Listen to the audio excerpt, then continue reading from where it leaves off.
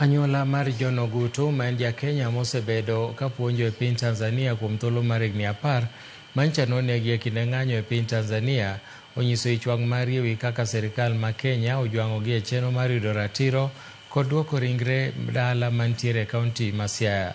Anyuolano wacho ni onge kony moro amora ma sirikal osemiyogi kata mbetre mar piny Tanzania, ka dwaro margi maduong' en ni sirikal okonygi duoko ringre John Ogutu pacho mondo omi gikowe kar yweyo mare mogik. Chris Owino nigi ler mathoth. Lit kod kuyo mar wito sulwe mar anyuola nenore e wang' Jennifer Atieno, nyamin John Ogutu, ja-Kenya mosebedo kapuonjo e piny Tanzania kuom thuolo mar higni 10 mokalo, manyocha ochiel kod magina e kinde yiero maduong' mar piny Tanzania juma mokalo. Oko mar mbetre mar piny Tanzania pacho kae, Jennifer Atieno kod owadgi machielo Evans Odhiambo chieng' goyo e lweny margi mar manyo ratiro ewi tho mar nyathigi. Wan wawito nyathiwa manodhi Tanzania, osebedo Tanzania kuom higni 10 kaka japuonj. Ok nodhi kaka jogo manodhi dwaro timo lweny kuro, to kuom hawi marach wayudo ni ogoye risasi, kendo picha nonyisowa ni ogoye risasi 2 e toke mopodho gi bund iye. Safar margi mar yudo kony mar duoko ringre japuonj John Ogutu pacho kae osebedo gi midhiero mathoth ka iterogi e apis achiel nyaka machielo mar sirikal.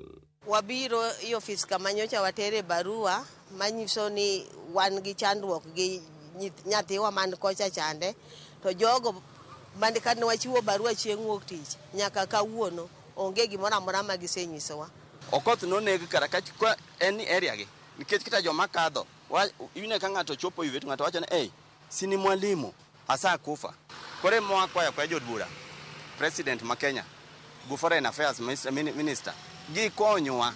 Kata odoko ni chenro mag sirikal mar piny Tanzania to dhi nyime ka pile bang' Samia Suluhu Hassan chamo machieng' wuok tich jumani, anyuola mar John Ogutu to pod chandore e dwaro margi mar yudo ringre mare kata yudo ler ewi kama ringre mare nitiere.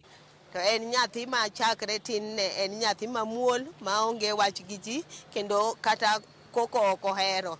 Kokanye wayudo ni onyalo tho e piny mawendo nikech joka ne gore, to masira mar bunde yude nobedo nwa malit ahinya, ok nowawinjo kwa mor e chunywa.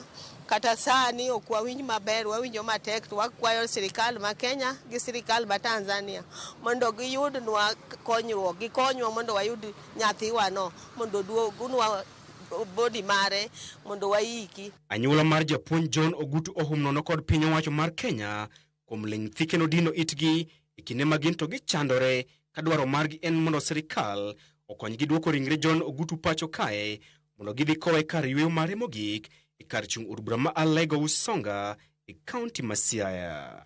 Mabiro e kinde ma jagoro mongirore migawo mar arita Dr. Raymond Omolo oyango ni sirikal timo duto manyalore mar duoko ringre John Ogutu pacho kae. Dr. Raymond Omolo olero ni piny owacho dhi miyo anyuola mar John Ogutu kony duto koting'o nyaka duoko ringre pacho kae, chung' ne bero mar dende kaachiel kod ting' mar iko ringre mare. I have been in touch with my colleague in charge of foreign affairs, and there's already the contact that has been created with the embassy in Dar es Salaam.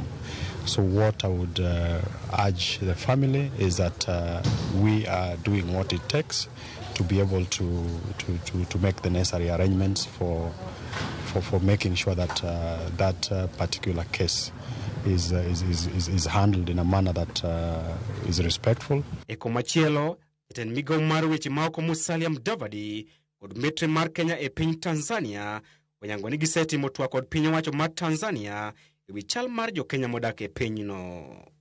Migawo mar weche maoko osingo ne jo-Kenya modak e piny Tanzania ni idhi rito ratiro mage kaachiel gi miyogi alwora maber. Chris Owino, Ramogi TV, Nairobi.